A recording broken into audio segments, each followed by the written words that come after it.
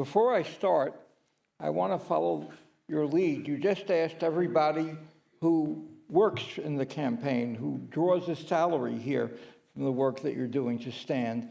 I want to, before I say something, I want to have everybody stand who's ever been a member of BBYO for boys and BBYO for girls. How many of you, please stand, all those of you who have been members.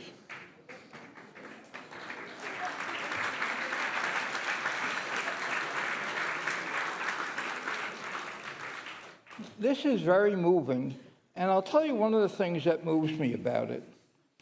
Judaism as a religion and as a peoplehood, because we've always fused the two together, it's the aspect, by the way, of Judaism that's often harder for non-Jews to understand, but that fusion of religion and peoplehood goes back to the first convert in the Bible who's described in some detail or conversion, which is Ruth.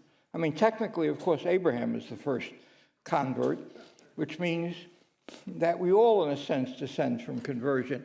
But when Ruth becomes Jewish, she does so with a four-word declaration in Hebrew that has ever since defined the Jewish religion and people. She says, Amech ami, your people shall be my people, Elohayech Elohai, your God shall be my God. And that really has explained an aspect of Jewish life that many cannot understand, how when bad things are happening to Jews in another country, Jews will get so upset and concerned and involved. I remember years ago I was doing an interview with William Buckley, the famous conservative columnist, and Buckley said, I only hope if you Jews succeed in getting the Jews out of Russia, you'll leave a few Jews behind, so at least American Jewry will go on protesting the anti-Semitism and the oppression of religion in the Soviet Union. And he was very upset that Christians weren't fighting more on behalf of Christians who were suffering as Christians in the Soviet Union. So we have survived for over 3,000 years as a religion and as a people. So much so that we sometimes take our survival for granted. It's good to live in a democracy, but one of the things that happens when you live in a democracy, each generation has to renew its commitment to Jewishness. Because anybody who separates themselves and doesn't feel it can bring it to an end. And one of the important things, obviously, that BBYO has helped, and there are other Jewish organizations that has helped, is help transmit it.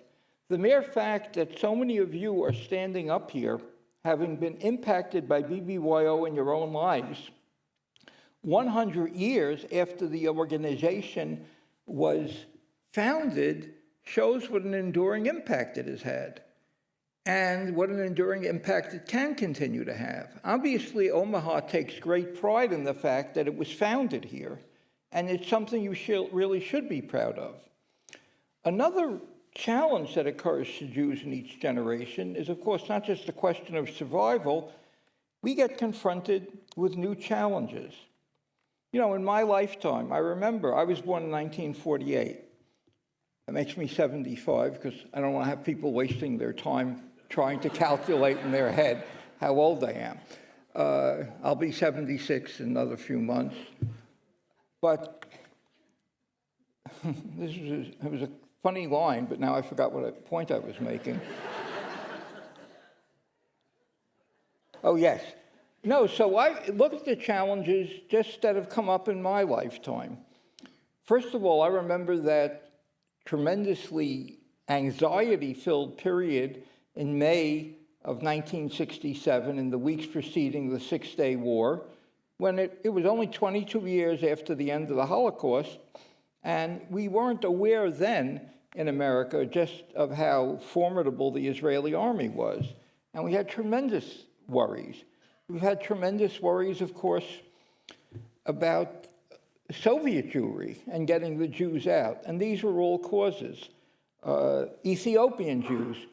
It was funny, I remember when I first started really reading about Ethiopian Jews, you had discussions in the Jewish community, Are they really descended always from being Jews and other things?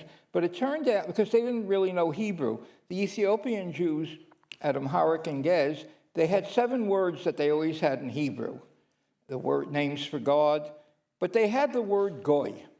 Then I figured, oh my, they really sound like Jews. No, it's just so funny that they had transmitted that word.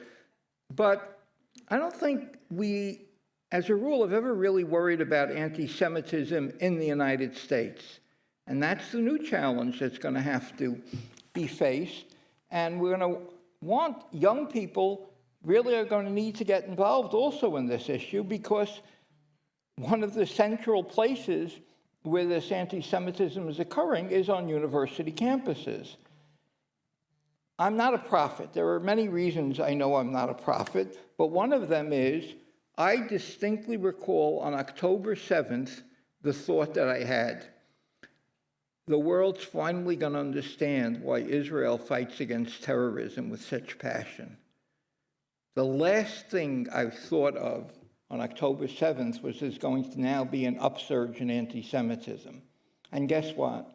That upsurge, despite what some of the anti-Semites will try and convince us of, has nothing to do with the way Israel has fought back, because the anti-Semitism started on October 7th. The very night of the attack, Students for Justice in Palestine, which has over 200 campuses on which it's present, and many of its strongest campuses are actually Ivy League schools, they issued a statement that night that this attack is entirely Israel's fault.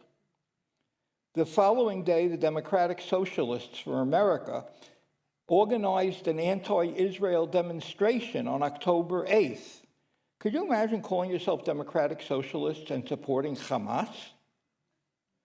And then, of course, we know 34 student groups at Harvard also issued the same statement that this was all Israel's fault. So we see there has to be somebody out there speaking truth. Now, God willing, obviously I've not followed so carefully all of the BBYO history, but one thing I think we can be pretty confident of, a lot of the kids on campuses who are speaking up for Israel and leading support for Israel, a lot of them, I suspect, are people who went through BBYO.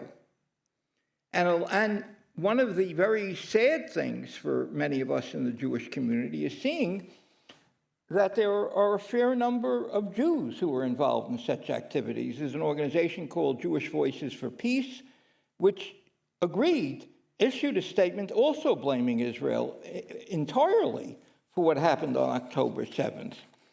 So the future survival here, but it's going to go beyond that. What I want to say really is this.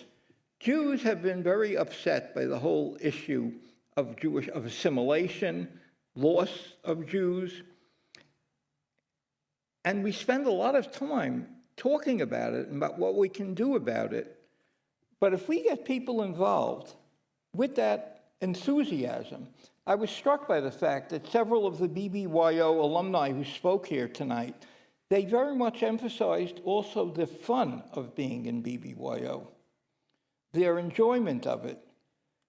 People do not like to do things their whole life just out of a sense of obligation and commitment. But if that enthusiasm for Jewish life can be transmitted, and transmitted also through a religious involvement, because as Ruth said, Amecha mi, your people are my people, your God are my God, we're not going to be spending so much time in the future talking about the future viability and survival of Jewish life in America, because we're going to be too busy flourishing. And that's what the spirit of BBYO and the spirit of Judaism and Jewish life can do for us. It'll fill our lives with meaning, and it'll also fill our lives with joy. Bless you on this. I grew up in Brooklyn where I didn't hear as much about BBYO, but I know from a number of visits to Omaha what a strong and positive impact it has had on this community. So now you're celebrating 100 years. Recommit yourselves to even strengthen it even more in the next 100 years. Thank you.